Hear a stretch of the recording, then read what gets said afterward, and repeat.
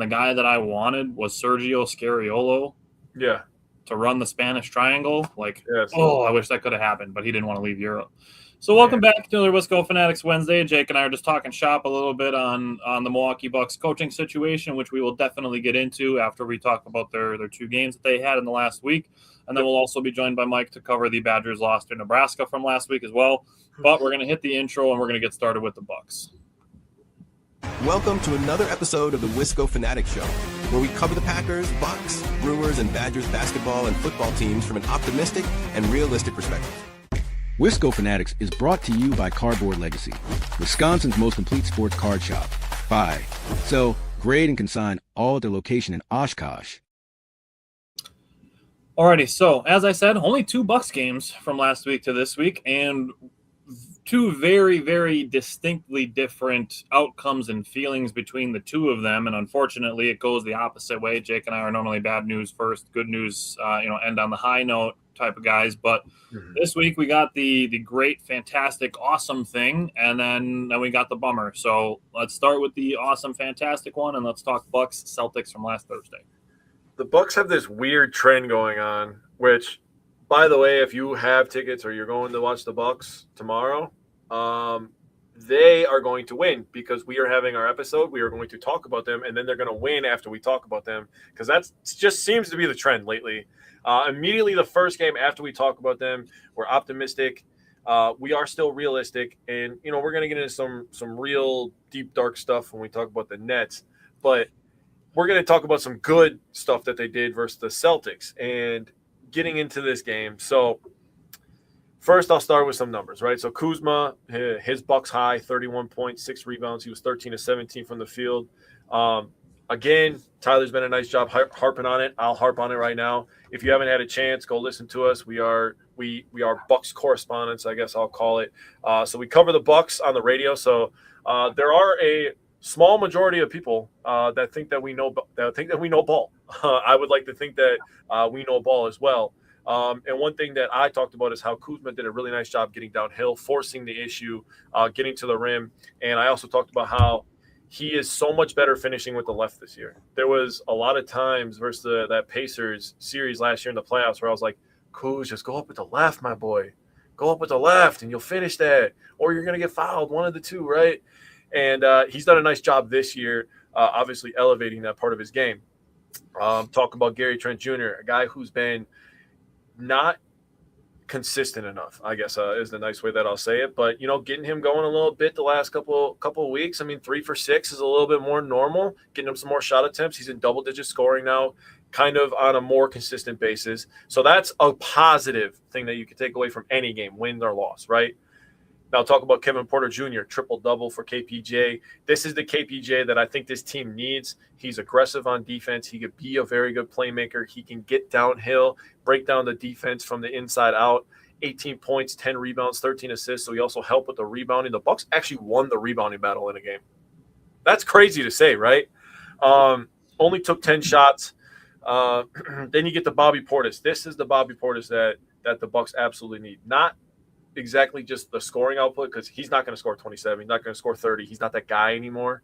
But if he can give you 17 and he can rebound and he can show the toughness and he can play with the swagger and he gets in a guy like Jaylen Brown's face, I'm not going to repeat what he said because I'm not allowed to. But he said some things, and that's the Bobby that we need, the fire.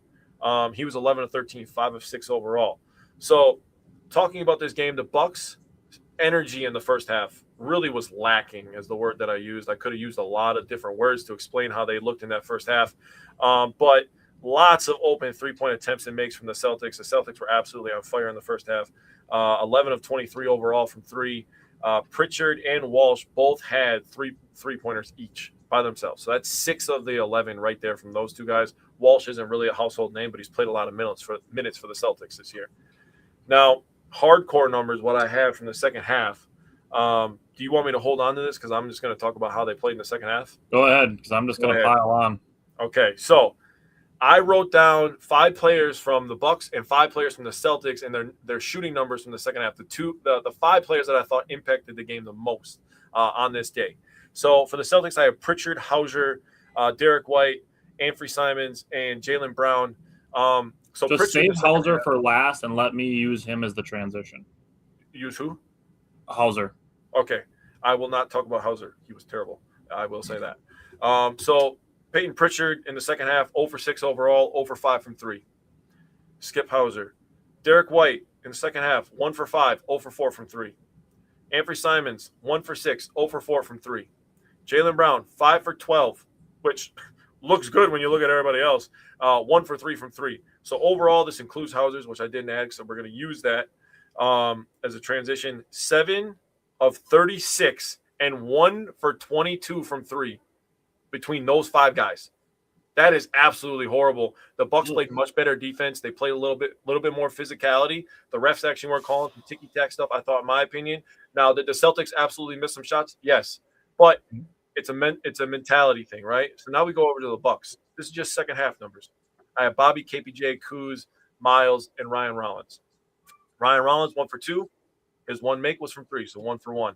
Miles Turner took 1 shot. It was a 3-pointer. He missed it, 0 for 1. Kuzma, 6 for 8, 1 for 1 from 3. Left corner, by the way. Yeah. KPJ, 2 for 3, didn't shoot a 3-pointer. Bobby Portis, 7 for 9, 4 for 5 from 3. 3 of his 4 3-pointers were in the corner. One of them was the one that I mentioned before where he got in Jaylen Brown's face and was talking net-ish. So overall, those 5 from the Bucks were 14 of 23. So they took 13 less shots, made 7 more, and they were 6 for 8 from 3-point line. The efficiency was insane for the Bucks on this day between those 5 guys, and the Celtics just absolutely shit all over themselves in the second half. I think it's hilarious looking at the tale of 2 halves when it comes to the 3-point shooting, being 11 of 23, which is just shy of 48% in the first half, and then being 3 of 26 as a team, which is 11.5% in the second half. To me, that's hilarious because they shot more threes when they weren't hitting them than when they were.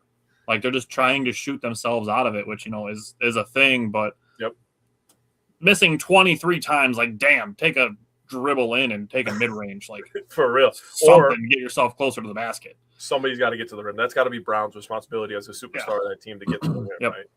And to the other guy that you left out being Sam Hauser, I wanted to leave him out and single him out just because him and AJ Green have the exact same contract. Yeah. They both have 4 for 45s to be shooters. And AJ Green didn't play in this game. So I'm using him to take a stab at Sam Hauser, but also to give some context into AJ Green for anybody who thinks he's overpaid, which would be a ridiculous notion anyways. But Sam Hauser shot 0 for 10 in this game, 0 for 9 from the 3-point line. You want to know what AJ Green's worst game ever was? Yes, I do. A couple times he's been 0 for 4. Those are his worst games ever. He's had a couple 0 for 4s. Really? Sam Hauser dropped an 0 for 9 last Thursday. Damn. 6 of those 9 were in the second half. He was 0 for 6 in the second half. Woof. Woof is great. So AJ Green never had a game even close to that bad. Never had a game even half that bad. Mm-hmm. So the Bucks killers were kept in check, like Jake said, with Peyton Pritchard and Derek White. The Bucks did allow 13 offensive rebounds, but only 10 second chance points. So, keeping teams around, looking at like where the league averages kind of sit, keeping teams around 11 offensive rebounds and under 15 second chance points. Those are about the league averages. So if the Bucks can keep opposing teams under those numbers, I'm not going to freak out about it. Mm-hmm. The Bucks, this is a fantastic stat, and this is something absolutely that could be talked about with the Nets game. The Bucks assisted on 84.6 of their made 3-point shots. Wow. 11 of their 13 threes were assisted on. I like that. That's fantastic. Mm-hmm. Like you said, Kyle Kuzma balled out. That 31 points was his Bucks high. Also, playing high-level defense at the same time. Defensively, the Celtics were 2 for 9 against Kyle Kuzma from the field. Love that. Looking just at the team as the game went, the first half, Ryan Rollins, looking at the first quarter, stop leaving your feet to pass. We've had this conversation a couple times. The Bucks did not start well from the 3-point line, but Gary Trent Jr. was being a little more aggressive, to your point on him getting a little more consistent with his scoring. He had 7 of the Bucks' first 13 points. And then Bobby Portis came in. He gave the Bucks a quick 7 points that cut the lead down to 25-22, which was nice. In the second quarter, Kyle Kuzma started taking over. He scored 8 straight points, drew an offensive foul on Jaylen Brown. Third quarter, he was still playing hot. Kevin Porter Jr. also playing downhill. The Bucks ran an 11-0 lead in the third quarter. That was fantastic. The Bucks won the third quarter 27-13, and Kyle Kuzma already had 29 points. Kevin Porter Jr. already had a triple-double through 3 quarters. He had 14, 10, and 10 while playing with 4 fouls. Mm-hmm. Oh, that's important context. Great work by Kevin Porter Jr. 13 points was the lowest quarter for Boston this season. I like that. Bobby did get his first double-double of the season, which is not super exciting to be this deep into the season, and Bobby just getting that at 27 and 10. But the Bucks did end a 5-game winning streak by Boston. They were down 14 to lead by as much as 20 and win by 15. That's great work by the Bucks. So the second half defense was so much better. And then just a couple other things. I had this written down before the game even started that I was going to compare this out. So Boston averages 18.6 free throws per game going into this game. That's number 30 in the NBA. So there cannot be a team farther away from league average than number 30. Yep. They average, just call it 19 free throws a game. They shot 16 in the first half. They sure did. Bucks shot 8. Sure did. And the Celtics, on a decrease, only got 9 in the second half. So they did finish with a league average 25 free throws. But they were also shot chucking in the second half. Yeah. So I don't want to hear shit about the Celtics not getting more free throws in the second half. All they did was chuck threes. They literally shot more threes in the second half than they did in the first half. Mm-hmm. The Bucks did get 3 more free throws than the Celtics did in the second half, but with aggressive as Kyle Kuzma was playing, to your point, he should have had more than 5 free throws in this game. Yeah, it's crazy he doesn't get more calls, honestly. He got the Giannis treatment. It's just another way to feed into calling Kyle Kuzma great value Giannis. But when he's playing like this, he is not available in trade talks. Yeah, he's off the board for me. Yeah. Him, KPJ off the board, Ryan Rollins off the board. I don't know if I'd say Ryan Rollins is off the board. He's only 23 and he's on a decent deal. I get that. But okay, listen, let's say there's very, very, very small amount of rumors on this, but let's say the Bucks could get Kawhi Leonard. Would you still say no to trading Ryan Rollins? That's such a tough spot for me to be in because I'm reading about this interview about Kawhi where when he got traded to Toronto, there's a quote from Fred VanVleet where Kawhi said, "I don't know why they traded me. I don't want to be here." Like Kawhi literally said that word for word. So hearing that was the last time that Kawhi was good, and that was a long time ago. I mean, that was Chris Middleton had two fully healthy legs ago. Drew Holiday was young and in his prime ago. Mm-hmm. I'm not gonna lie. I think I would say no. I don't know if Kawhi's locked in.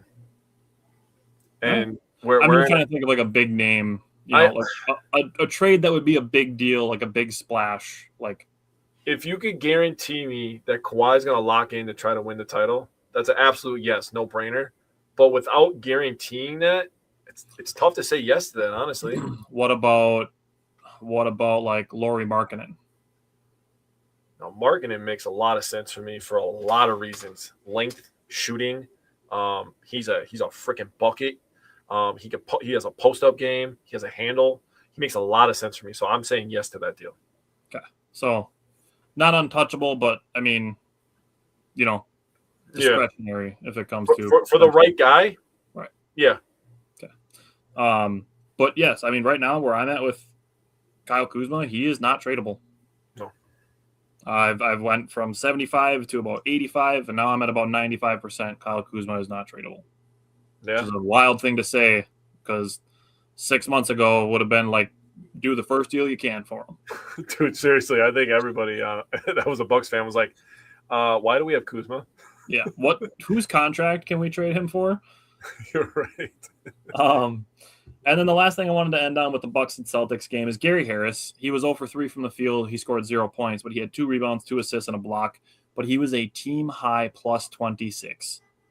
Yes. So even if you're just watching this game and you'd be like, oh, Gary Harris didn't score, I don't give a shit about him. If you are a young person who watches and plays basketball, let Gary Harris be an example that you can affect a game very strongly, the most strongly out of anybody on your team, even without scoring.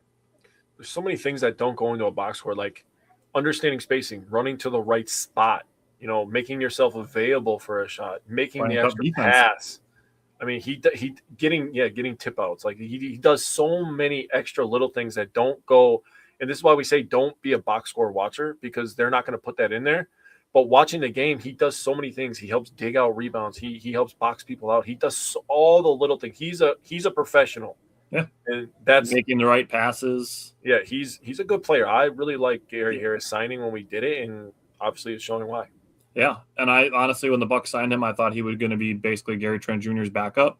Yep. And he's been a different type of role player that, I don't think that the trade interest would be very high on him, but I'm okay with keeping him around.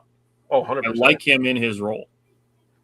He's a good replacement for Pat Connaughton, honestly, who was another guy who also seemed to just make the right play. That makes make a lot of sense. Well, when I'm thinking I just talked myself into it, honestly, like live on camera, like, oh, he helps box out. He runs to the right spot. He makes the extra pass. That's Pat Connaughton, bro. Shit. Well done. Way to you. put a nice little bow on that on why we like him. Thank you. I mean, being willing to dive on the floor and play tough defense, like that's Yeah. Well done. Yeah. Okay. Anything else you want to say, Bucks Celtics? No. God. Let's do it. Let's do it. All right, so the Bucks lost by 45 points to a bad team. That's obviously not good. And, listening to like Kyle Kuzma talk about it after the game, like this is a team that's trying to be bad. And, we'll talk about Doc Rivers when we get into the what's next. But he made a good point that, the Bucks are 11-16. We don't get to talk like that. Nope. So say what you will about Doc Rivers. He's got the right mindset, at least when it comes to being realistic. Yep. You cannot like what he's doing with the scheme and stuff like that, which is fine. Like that's the conversation we're going to have in a couple minutes, but he's got the right mindset when it comes to where the Bucks are realistically. Yeah. And that's something that might honestly serve into kind of some of the points we're going to make when we get past this game. But honestly, looking through the matchups, obviously seeing how this game went, literally nobody matchup wise played good defense, and I would say that's evidenced by nobody on the Nets reaching 20 points, but 9 players scoring in double figures. Yeah, that's absurd. And I get that the Nets had a shit ton of first round picks this year, and and they have Michael Porter Jr., who is a known shot chucker, but damn. Yeah. As a team, the Nets shot 52.9% from the field, 44.2% from the three-point line, and 94.7% from the three-point line or from the free throw line. Yep. It's incredibly efficient. And then, oh god, this number hurts. The Nets had more assists than the Bucks had made field goals, 33-31. Yep. That is gross. That's so gross. Bucks had 20 turnovers. The Nets turned it into 28 points off turnovers. Gross. Yep. I will say Kevin Porter Jr. finally played like a human being. Yeah. He was kind of robotic, crazy efficiency when he came back from his injuries. So it's good to see that he is in fact human and not, not like a cyborg or something. He's not a Tesla robot. Yeah. So Kevin Porter Jr. had finally a human game. And the last thing I'll say before we get into like the what's next aspects of things I want to say is Bobby Portis over the last couple games might be playing himself into some better trade value. So that's nice. But yeah, I didn't have a lot of nuanced stuff with this one. The numbers just were not good. Obviously the eye test was not good. Yeah. And yeah, this is one of those games where, we would just, come and look and, find something to just be like, all right, okay. Yep. That's what this game's going to be. And the thing that I wrote is it's so frustrating because you looked at this schedule, coming into December and you're like, okay, we have Giannis. It's time to go on a run. Giannis obviously goes down. He's going to be out 2 to 4 weeks is still the timetable. Haven't heard any updates on that. But the frustrating thing is they have an opportunity to hold fort even without Giannis. You're playing some lesser opponents. So with being down one of the best players in the NBA, playing lesser opponents, great for us, right? They lose to the Wizards, right? And you're like, oh, Jesus, what is going on? Then they're like, we got to rally together. We got to stick together. They go ahead and they beat the Pistons, who are the number one team in the NBA. No, not the NBA. I apologize. In the East, my fault. Then they lose back-to-back games versus Sixers and the Pistons, which you expect them to lose that second game to the Pistons while they're playing. The 76ers were on the second half of a back-to-back coming into your house, and you had rest. That's a game you got to win. And the Bucks' energy did not match. Then they go on and they beat the Celtics, who when we beat the Celtics, they were on a 5-game winning streak. And they had won 8 out of 10. They were winning. They were playing really good basketball. They're sharing the ball well. They were playing defense. They were coming to that game, and I'm like, all right, let's see what we find out about the Bucks tonight. And then they win that game. And apparently they're feeling themselves, which is why I'm happy that I got to go last, because it's going to be a good transition going into Doc Rivers. So then they were feeling themselves after beating the Celtics and, made us look smart after people listened to us on the radio. And we're like, no, we wouldn't trade. No, we don't want to blow it up. I mean, we would make trades, but we don't want to blow it up. We think this team is good enough. When 34 comes back, they can make a run. They go on, they beat the Celtics. I'm like, oh, yeah, dude, we're so smart, dude. Then they go on, they play the Nets, and they get just smoked. Every area you can think of, the Bucks got beat. Physicality. Passing the ball. I mean, I'm glad you brought up the assist numbers, because I was going to say 20 assists and 20 turnovers, bro. Are you kidding me? Are you kidding me right now? Inexcusable. The fast break points. We lost that by 11. We lost points in the paint. We shot less free throws. That's not shocking. The rebounds. We lost the rebounding. They made 11 more three-pointers than us on 8 more shots. That's disgusting. Unacceptable. This just proves that no matter who you're playing, this is the most talented the NBA's ever been. I will die on that hill. That I absolutely agree with. I will die on that hill. Yes, the Nets who don't even have 5 wins, and we beat a team that was on a 5-game win streak, they have lots of talent all over the place. Yeah. Lots of guys that could dribble, shoot from far away, get to the rim, dunk on people. It's crazy. If the Nets put Nicholas Claxton on the trade block today, 30% of the NBA teams would be like, we need to go get him today. Yes. Like, every contender is like, how can we get Nicholas Claxton on our team? Except for maybe the Cavaliers, because they already have the Afro version of him. Right. That's fair. But yeah, that's anybody who was considering trading for Mark Williams or Nick Richards last year is absolutely looking at Nick Claxton and being like, he's a better version of those guys. Yes, 100%. Okay. So moving forward, like, what do the Bucks do next? So game specifically, they play tomorrow against Toronto, Sunday at Minnesota, and Tuesday at Indianapolis. I absolutely believe that the Bucks can win 2 out of these 3 games. I would like them to win 2 out of these 3 games.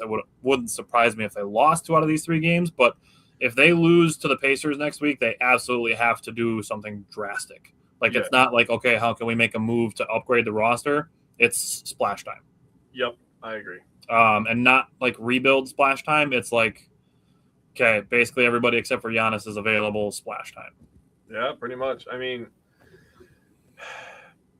if they go on a 3-game win streak, I mean, at that point, Giannis would be, a week and a half away from coming back, right? Yep. And you'd be 14-16, which is not awful. You're floating around there, right? Right. Still opportunity to go on a win streak, win 8 out of 10, like the Celtics did, like you said earlier. Yep. All of a sudden, you start feeling you're back above 500. Yep. Yeah. That's such a tough spot to be in. Obviously, the one against the Timberwolves, it's probably the toughest game. Although the Raptors, with all their length, man, that's a tough game for the Bucks because they're small. The only reason I say it's more winnable is because it's at home. Right. Be nice to get I think the Raptors are almost the way that the Thunder are, where they can get away with being really physical because they just play that way all the time. Yeah, and they played. There was a stat when we played them the first time this year in the beginning of the season. I believe it was our second game. They showed the stat that the Raptors had the second best defense in the NBA the second half of the year. So their coach obviously is very high on playing some physical defense and getting out and running in transition, which fits their play style so well, fits their roster so well. Yeah. Honestly, he would be a good point, or a good person to bring up to make your point that you were making kind of before we were starting the show. One thing I'll say, like, let's look at it as like, okay, the Bucks can move on. If they move on from Doc Rivers, potentially something that's been rumored as moving him to the front office, which I'm fine with. Jake and I were talking about this too. Like, Doc Rivers, he's absolutely a ball knower and he's got experience, but it feels like the modern NBA is passing him up scheme wise. So like he absolutely knows ball. He is a very experienced coach. I'm not going to say that he is Pat Riley, but he's cut from the same cloth as a guy like that. That's kind of where my mind went too. And I thought, now it's time for his Pat Riley version of himself. Yeah. Or even a younger version would be like Brad Stevens, for him to go from the sideline to the front office. Like there's examples of it out there, and I'd be fine with that, especially if if Giannis wants him around. Like, that's a good way to keep him around while also getting a fresh set of eyes on the coaching staff. Now, one thing I'll say is if the Bucks do decide to go that route and bring in a new head coach, one thing I will say is offensive rebound to me is not a huge issue. Yes, the Bucks are last in the NBA at it, but the number 29 team in offensive rebounding on the NBA, do you want to take a stab at who it is? Thunder. It's Oklahoma City. Oklahoma City is the number 29 team in the NBA in offensive rebounding. So you can obviously win without it. That said, as opposed to trying to conduct a full search in the middle of the season, which obviously is not a super great way to go about business because that's how we ended up with Doc Rivers as the head coach. I would say you maybe just pick an option from a guy who's already sitting on your bench.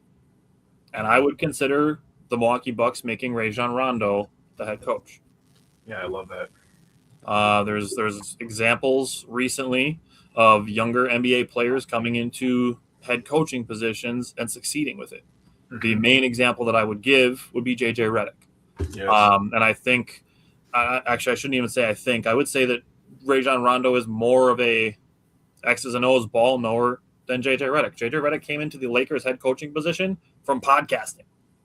Yeah.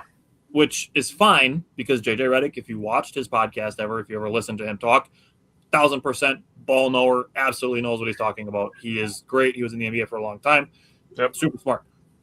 Rajon Rondo is next level. That dude was a point guard in the NBA on championship teams. That dude has revitalized Ryan Rollins and built him to a most improved player candidate. We're getting great things out of Kevin Porter Jr.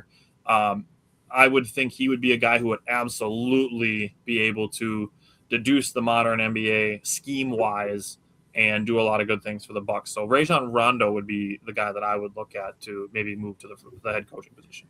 Okay, let's be honest about Rajon Rondo real quick. People view these three players very differently because of Rajon Rondo. Kevin Garnett got a ring. Paul Pierce got a ring. He was just a guy who was a scorer on bad teams for a long time. Kevin Garnett was a guy that won MVPs. He got close to the mountaintop, not close enough. He got over the mountain when he went to the Celtics. Ray Allen completely changed the trajectory of his career. Does Ray Allen get that, after that title, playing in the finals, matching up against Kobe a couple times? Does people view him a lot differently after that? He goes in the Miami Heat, obviously gets 2 more with the Miami Heat, but people view him a lot differently now. Rajon Rondo is responsible for all that. He was feeding you can throw in Kendrick Perkins into that. Seriously, what is Kendrick Perkins without Rajon Rondo, bro? Like, he's on television these days, and it's not because he was a great NBA player. Let's call it what it is, man. I mean, do the Thunder even look at Kendrick Perkins if he wasn't a part of that 2008 championship team? Probably not. But they were in a position, young, talented team with the trio that they had. Serge Ibaka was up and coming. They're like, we just need a big guy in the middle that's going to clog the middle and grab some rebounds. And he was bad at that too. But Rajon Rondo absolutely made the 2008 Celtics go. Yeah. He was the engine. Yeah. There were talks even at that time when he was a rookie, like makes them a big 4. Yeah, I mean, you look at how Kevin Porter Jr. played against the Celtics, to kind of bring this full circle. You look at how he played, he kind of looked like Rajon Rondo, to be honest with you. Low score. I mean, he got to 18. That's not super scoring. He had high assist numbers, 10 rebounds, aggressive on defense. using his length on both ends of the court, that's Rajon Rondo-esque in my opinion. That's very, very fair. So I love your idea of Rondo being the head coach. I think that would be awesome. I would love that. Yeah, and then, you can decide based on how the rest of the year goes if you want to leave him, if you want to remove the interim and leave him in the position, or you can conduct a full search in the offseason if that's the route you decide you want to go. And Jake, I'll let you make your point again, and then use the Raptors coach, Darko Rajovic. Yeah. Basically, is close to how you say it. Ratkovic is how you say it, but I'll let you make your point on what they could do in the offseason looking at vacancy. So, as I said, I do love your idea of Rondo. That makes a ton of sense to me. Mm-hmm. But everybody talks about how the NBA is so talented. People talk about how college basketball is more talented. This might be the most talented year of college basketball. And what is changing with these college basketball players? Outside of them getting paid, obviously, is a lot of people are coming from overseas and skipping playing in those pro leagues, and they're getting paid here to play college ball. So now you got people all over the place. You got this guy at Providence. This guy's like 6'6", like I don't even remember his name. He's like 6'6", 220. Dog is a bucket, dude. He has a handle. He's 19 years old. I'm like, Jesus Christ, I hope we have like a 5th overall pick so we can take this guy. This guy's going to be a monster. I mean, you can go up and down in college basketball, but you could just go to the Badgers and find, Hayden Jones from New Zealand and Alexis Bieliauskas. Like, they're recruiting in Germany. Like, the foreign game is moving over to America, and for me, I would like the Bucks to do that with the head coaching position. Go get a European guy, that can draw up some crazy out of bounds plays, has a new way of thinking that Americans aren't used to yet. I think that's the way to go. So I would go get a European head coach, bring him over here, plop him in the top seat for the Milwaukee Bucks. Our best player is from Europe. Yep, you got it. Makes so much sense. Yeah. Let's do it. Yeah, I'm absolutely on board with that idea as well. All right, anything else you want to say about the Bucks? Please just get on a winning streak. Yeah. If you're interested in hearing us talk more about the Bucks, obviously come back here again next Wednesday, but you can also tune into the Wisconsin Sports on the Go show with Trage tonight on WOSQ 92.3. If you Google it and click the little watch live, we will be on their evening slot on Wednesday nights. Alrighty. Anything else with the Bucks? We'll probably start discussing some trade candidates here soon. If they don't make any moves in the next couple of days, we'll probably put together a candidate list and maybe some potential packages that we could see the Bucks looking for. Other than that, we're going to bring in Mike and we're going to switch to Badger basketball. So only one Badger basketball game last week, and it was a pretty ugly loss to Nebraska. Obviously not one that's going to be super fun to talk about, but you're going to get some optimistic and realistic perspectives from us anyways. But we're going to start with Mike and the guards. Yeah, this game's going to be difficult to talk about, to say the least, right? Rip the Band-Aid off, get it over with. Yeah, we're going to get this out of the way because, there's a lot of call-outs I'm going to make first, but I'm just going to go through the guard stat line. But Nick Boyd, 30 minutes, 20 points, 7 of 16 shooting, 2 of 8 from 3, 3 rebounds, 4 assists. Did have 3 turnovers, which isn't the greatest, but he was he was the leading scorer that night. Tried to carry what he could for the team, but ultimately it didn't work out too well, but is what it is. But then Jack Janicki, he had played 18 minutes, 2 rebounds, didn't have much to show for that game last week. I was not particularly too impressed with his game, and I think at this point of the season, with a player like that who has shown flashes, especially from last year, I do think he's not living up to his potential, at least so far, from what I can tell. At this point of the year, I personally have expected more out of him at this time where we are. But last week I really there was, I don't want to say there was no use for him out there on the floor or anything like that, but we need production from our bench. Yep. He's the seventh man, I guess, in this case, with Austin Rapp coming off the bench first, but. We need more production from him, and we can't have you play 18 minutes and just get 2 rebounds and call it a day. We need you to be productive. And I do kind of have a bone to pick with him. So, and I did want to call it Hayden Jones because Greg Gard, after the game, he was literally the only person that he called out after the game as to who may have played decent defense out of anybody there was Hayden Jones. He got in there for 5 minutes and he grabbed 4 rebounds, right there. What did I just say before? Jack Janicki, 18 minutes, 2 rebounds. Hayden Jones comes in for only 5 minutes, gets 4 rebounds right away. So that's why I wanted to call out with him real quick. But I guess overall, well, God, where do you start, right? Defensively is probably my biggest bone to pick out of this whole thing because, 3-point shooting, we can talk about that anytime we want to. But, first off, when I talk about transition D and how I think that could be a big problem this year, the craziest thing in this game was we did not give up one single point in transition D. Not one. Mm-hmm. We got outscored 44-24 in the paint, 17 dunks and layups, all from the half court. Like, they basically just picked us apart and could do whatever the hell they wanted to do. So, when you see that, I just think there's definitely no cohesiveness on defense as far as I'm concerned. I don't know if everyone's just trying to play their individual game and not thinking about as a team what we're supposed to be doing, or that the communication's clearly not there with these guys. And Greg Gard called out basically the whole team after the game, and it's similar comments that he has made after BYU and TCU, maybe not so much TCU, but similar to the BYU game. BYU, defensively, we don't have our shit together. We got to play more as a whole, as a team, if we're gonna, make a run at this. But no, man, I think I'm not gonna raise up the red flag like it's the end of the season or anything like that. But this is a growing concern for me, going forward, because I know Nebraska's a ranked team. They're actually pretty good this year, but it's Nebraska. It's not the number 1 team in the country or anything like that. And I think at Wisconsin basketball, as far as I'm concerned, we should have high expectations for this team this year. Yeah. So I guess my last point, and I'll let you guys talk. I have other points, but I'll let you guys talk about them. But I got a very hot take. If it keeps up like this on the defensive side of the floor, I think Zach Kinzinger gets asked to play and burns his red shirt.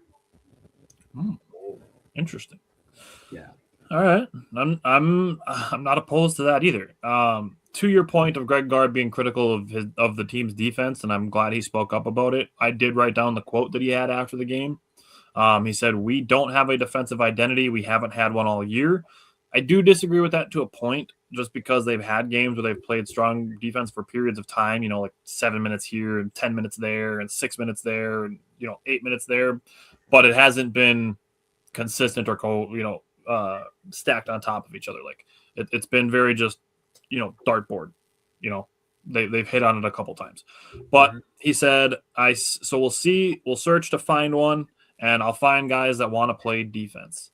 Now, Jake can attest to this with Bieliauskas being inserted for rap, where I think that's one area where he's shown that that's true to the way that he's going to act. One guy that I'm going to bring up is Braden Carrington. I think he is a guy who is potentially in for an increased role because I think he can defend multiple positions. He only played 6 minutes against Nebraska. He had 2 rebounds, an assist, and 2 turnovers, which obviously is not good, but only playing 6 minutes when you're talking about 18 minutes for a guy like Jack Janicki, who had 2 rebounds. Braden Carrington had that in 6 minutes and a third of the time. If that's your only contribution, to Mike's point about Kinzinger maybe getting some time, Braden Carrington could be stealing some of his minutes also. Now, the other aspects of this, and this goes a lot to the wings, is flying by 3-point shooters, not boxing out when defenders have to rotate, and then getting beat backdoor by staring at the ball. Oh, my God. How many times is that going to happen this year? Yeah. Those were the 3 things where you're like, what the hell are the Badgers doing defensively? Those are the 3 things that, that's just being disciplined. Not flying by 3-point shooters, just closing out with a high hand. Yes, they might still shoot to 3 and have, what they would consider a quote-unquote open look, but it's still going to be more contested than it is if you're standing behind them watching the back of their jersey as they're shooting a wide-open 3-pointer. Yeah. Very different. Also, then they're not playing 5-on-4 defensively if they decide to bring the ball in, to Mike's point on getting layups and dunks. Mm-hmm. Not boxing out, giving up second chance points. I did not write down the number of second chance points that Nebraska had, but not boxing out defenders, but not boxing out as defenders when you are rotating. So, yes, there are times where the Badgers make the rotations, which is fine. But, I'm playing shooting guard, so I'm not going to box out the opposing power forward because that's not my guy. Like, that shit can't happen. If you rotate, you box out the nearest guy. Yep. And then, getting beat backdoor just by staring at the ball, that's just, you just have to keep your head on a swivel. That's literally, they teach you that in like middle school basketball. That's lazy. Ball you man. That's a fundamental of basketball. That said, it was interesting. The Badgers were off to a good start by getting into the paint and feeding the big men. Then for whatever reason, they got super trigger happy, shot 13 or 14 threes straight at one point, went the final 3 minutes and 53 seconds of the first half with 0 points, and Nebraska stretched their lead from 6 to 16 in that time. John Blackwell was 1 for 11 from the field. This was probably his second bad mid-range game of the year, the other one being BYU, further illustrating the point of Mike comparing the two games. He was 1 for 6 from the three-point line, 0 for 5 on twos, and 4 for 4 at the free throw line. So there's one small silver lining there. But looking at the two games, they lost the BYU game by 20, this game by 30. His only make was the first shot that he took, and it gave Wisconsin a 7-2 lead. And I will give a disclaimer to John Blackwell. Is this something that could have affected his shooting? He did get checked on an offensive foul that was called in Nebraska for an illegal screen. And after that illegal screen, he was kind of grabbing at the elbow on his shooting arm. So if John Blackwell comes out on Friday night when the Badgers play Villanova and he balls out, I can look back at Nebraska and be like, okay, he probably fucked up his elbow a little bit. Yep. And that affected his shot. And that affected his game. And then I can kind of just, same way with the Bucks Nets game where I just crumpled up that piece of paper and threw it over my shoulder, I can do that. If John Blackwell has another 1 for 11 game, then we're going to have some talks about maybe him not being, quite as NBA ready as maybe we thought he was. Yeah. Might have to run an offense, actually, if he does that too, and actually get some structure to this team, because every once in a while, dude, this team, they don't look motivated, for one. And I think that might have something to do with not having an offense that they really run. They kind of just freelance, and they kind of AAU style this kind of thing a little bit. So, yes, are they talented? Yes, can they shoot threes? Yes, can everybody have the green light at a certain time? Yes, all of that can be true. Mm-hmm. But none of that matters unless you're getting good shots.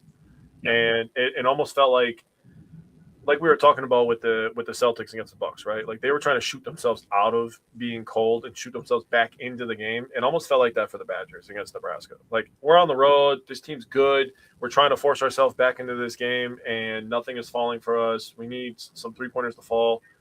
Well, let's talk about big men, right? Hold on. Let me talk about Andrew Rohde, and then I'll turn it over. Go ahead. Andrew Rohde was still making good passes. He was tied with Nick Boyd for the team lead with 4 assists. Did not have any turnovers, so that's good. But 2 for 7 from the field, 2 for 5 from the three-point line to give his 6 points. And to the same point as Jack Janicki, just a little bit different. I will say a guy who's playing 26 minutes should not finish with 0 rebounds. Andrew Rohde should not be 6'5", playing 26 minutes and have 0 rebounds. This was his 3rd time already this season having 0 rebounds. Yeah. That might be a guy where you were talking about how I said that Bielauskas was entered into the starting lineup to help with defense.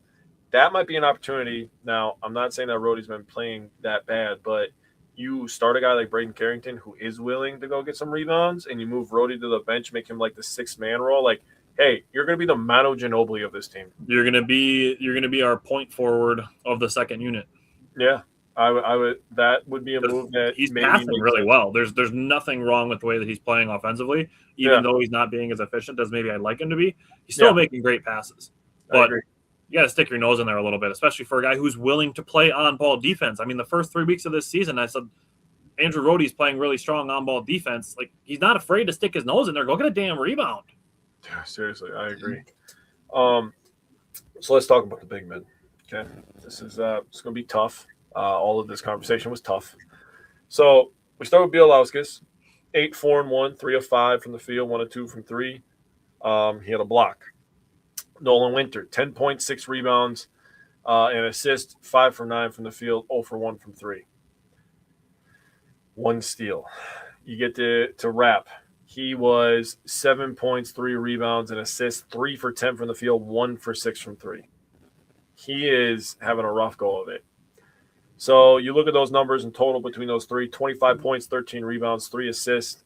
They shot 46% from the field, 11 of 24, 2 of 9 from 3. That's 22%. They had 1 block, 1 steal. So that is the impact at the top, the triangle of big men had up for the Badgers. Now you go to Nebraska. I'm going to absolutely butcher this guy's name. I really don't give a shit because he plays for Nebraska, and he's never going to hear this in his life. But the first guy you got is Garcia. That's the first guy I'm talking about. He had 8 points, 3 rebounds, 2 assists, 2 of 5, and he had a block. He didn't make any threes on 2 attempts. Now the next guy, Bayou Tunsil. I don't remember his name. To be honest with you, I watched most of the second half when they were losing on very low volume because I did not want to hear that crowd. Yeah, I'm just going to be completely transparent about that. He had 14 points, 5 rebounds and assists, 4 for 5 from the field, 2 for 2 from 3. He had 2 blocks and a steal. So he's impacting both ends. He's stretching the floor. He's blocking the ball. And he was boxing out really well, I thought. Now you get to their star. That's Mast. 17 points, 10 rebounds, 2 assists, 8 of 15 overall, 1 of 6 from 3. So of those misses, he was 8 of 10 inside the arc, and he was controlling the pace by himself. He was almost, and now he's not the playmaker, so I'm not comparing that, but in the way that Nikola Jokic can control the pace of the game from the post, that's the same feel I had. Like, bro, this guy is absolutely puppetry right now. He is dominating us. And there was nobody that was wearing a Badgers jersey that was ready or willing to take that on. And he knew it. He was ready for all of them. So overall, they went 39 points, 18 rebounds, 5 assists. They shot 56% from the field. And thank God they shot bad from 3, or they might have scored 120 on us. Yeah. They also had 3 blocks and a steal. So these are just the numbers, right? And when we get into the conversation and talk about these things, I had so much shit I was going to say, and I was pissed, dude. I literally had to shut my notebook the other day. But then I heard Nolan Winter talk, and I believe that was yesterday or Monday. Was it Monday that he talked? I don't remember. Yeah, it was like early this week or maybe. It was Monday, I believe.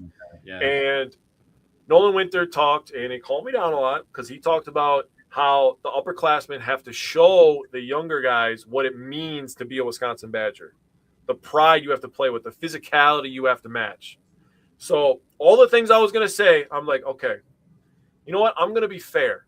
I'm going to give Nolan Winter and John Blackwell, the guys who should be the leaders of this team, they've been here the longest, I'm going to give them an opportunity to prove what I was about to say wrong.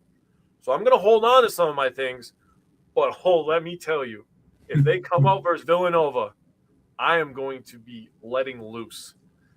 I'm going to give them the opportunity to really show me something here. They have an opportunity to be better, okay? So, Nolan Winter, you saved me from going on a cussing rampage right now, so I'm going to hold it in, but just know it's in there.